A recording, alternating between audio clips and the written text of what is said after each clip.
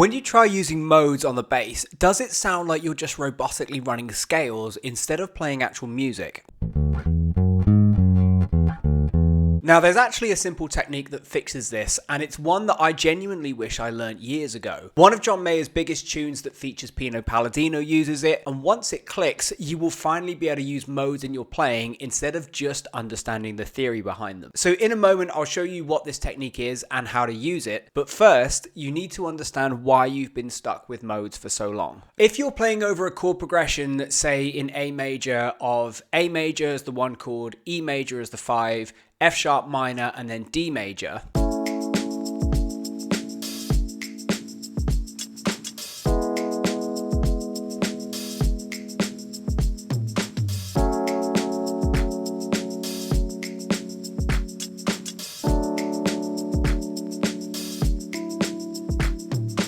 then the modes you should be playing would be A Ionian mode, E Mixolydian mode, F sharp Aeolian mode, and D Lydian mode.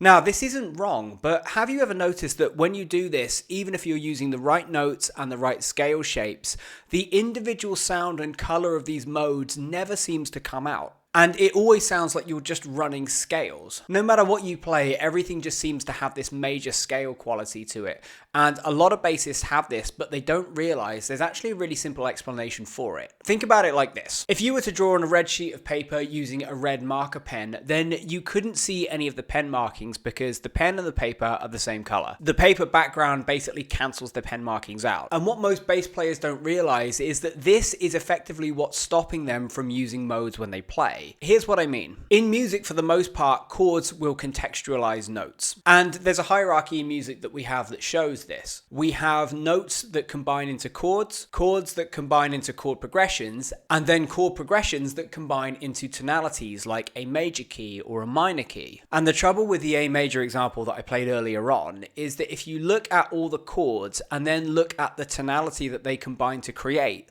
what you end up getting is a bog standard major scale key center, the key of A major. So the chords that are like the musical background that I'm playing over are contextualizing all the notes that I play as being part of the A major scale that works in an A major key center.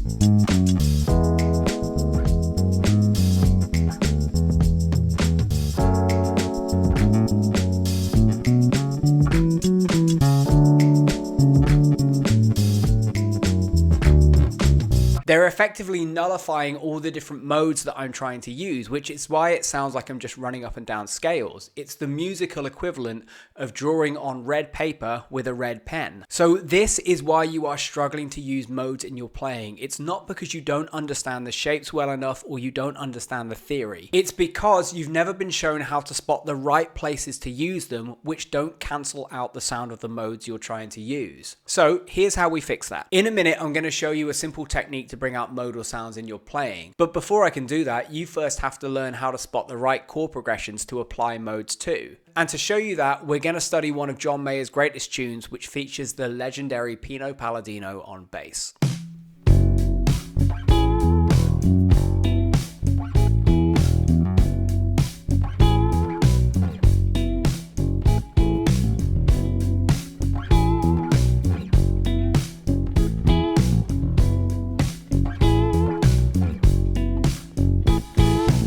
So the song we're going to study is Vultures, and this song is in the key of F sharp minor and it is built around an F sharp Dorian tonality. And right away I want you to notice something curious about this track. No matter what notes I play over the top of it,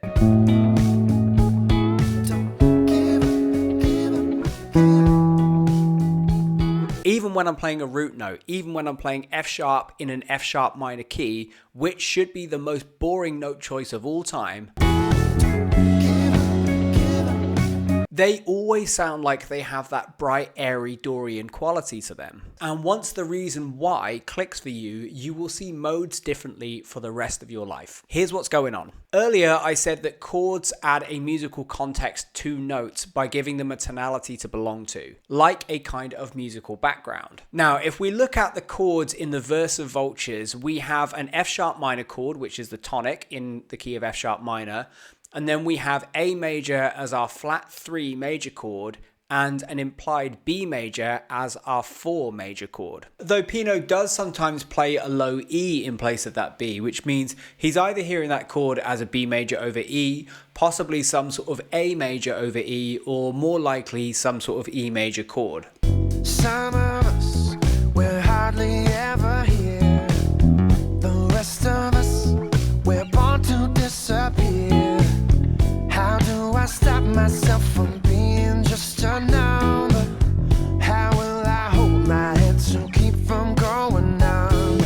Now, if we were to look at the individual notes of these 3 triads, we would get F sharp, A, and C sharp from the F sharp minor chord, and then A, C sharp, and E from the A major chord, and then B, D sharp, and F sharp from the B major chord. And here is the really cool part. If we were to take all of those notes and arrange them in scale order, we would get F sharp, A, B, C sharp, D sharp, E, and then F sharp. So minus the G sharp, these notes literally combine to create an F sharp Dorian mode. That is why no matter what you choose to play over them, you always get this really cool Dorian sound. And it's the fact that these chords combine to create a Dorian tonality that makes this the perfect place to use the Dorian mode. So the change you need to make if you want to use modes is this. Stop thinking about whether or not you can play a single mode over a single chord in a chord progression, and instead zoom out. Look at the entire chord progression and see what tonality those chords add up to. Then let that dictate your choice of modes to use. But there is still one problem left. Once you've done that, how do you actually bring out the sound of a mode in your playing? Well, the easiest way to do that is with a really simple technique that's actually hiding in plain sight on this track,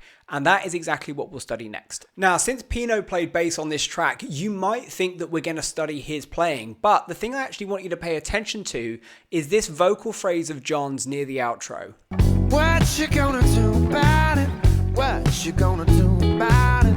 What you gonna do about it? It brings out this really cool, strong Dorian flavor. So the big question is, how did John do it? How did he use a mode to get that really cool effect? Well, think about it like this. If you're cooking a meal and you want it to taste more salty, you add more salt. If you want it to taste more peppery, you add more pepper. If you want it to be sweeter, you add more sugar. Basically, you just add more of the flavor that you want. And when you break down this phrase, you can see that that is exactly what John's doing. Let me show you what I mean. In music, you could think of every single mode as being its own unique musical flavor. And the reason is, if you look at each mode, you can see that they've all got their own unique set of character tones that give that particular mode its own unique musical sound and identity. For example, Dorian mode is the only mode to have a minor third, a natural 6, and a flat 7. So these would be its character tones.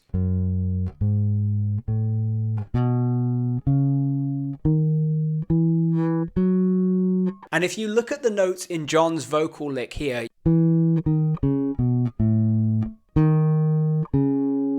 you can see that he starts on E, which is the flat 7th, then descends through the natural 6, which is D sharp, to C sharp, the 5th, B, the 11th, all the way down to the minor third, which is A. Then he goes back up to D sharp, the natural 6, before resolving the line into C sharp. In other words, he builds the line around the unique character tones of the Dorian mode, which are the flat 7th, the natural 6, and the minor third.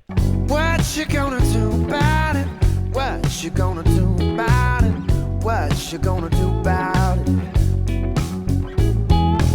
And because he's doing it over a chord progression that contextualizes everything he sings as being part of the Dorian mode anyway, it brings out this really cool, strong Dorian flavor. This means he can balance the sound and the strength of this really cool modal flavor with the following really simple technique. If you want more of a Dorian sound in your licks or in your fills, simply use more of the character tones. And if you want less of it, Just avoid them. And because the chords he's playing over add up to a Dorian tonality anyway, it doesn't really matter which chords he uses this trick over. It will always bring out the Dorian sounds because the chords behind what he plays aren't nullifying what he's doing. They're actually enhancing it. This is how you use modes and get these really exciting flavors into your playing. You identify chord progressions that add up to a modal tonality, and then you use the unique character tones of those modes to bring out those modal flavors. And the best part is, this process works with absolutely every mode. But now you have one big problem. This technique will help you create some really, really great fills. But how do you make sure you don't overdo it? How can you make sure that even when you're using modes, you're still always serving the song? Because everything you've just learned in this video will count for nothing if you don't now develop the ability to judge when to use it and when to simply step back and play the normal bass line. Luckily, there's a really simple system that you can learn which will show you how to identify the perfect moment to step forward and play a fill. And I've actually broken it down step by step in this video. So click up here to watch that next.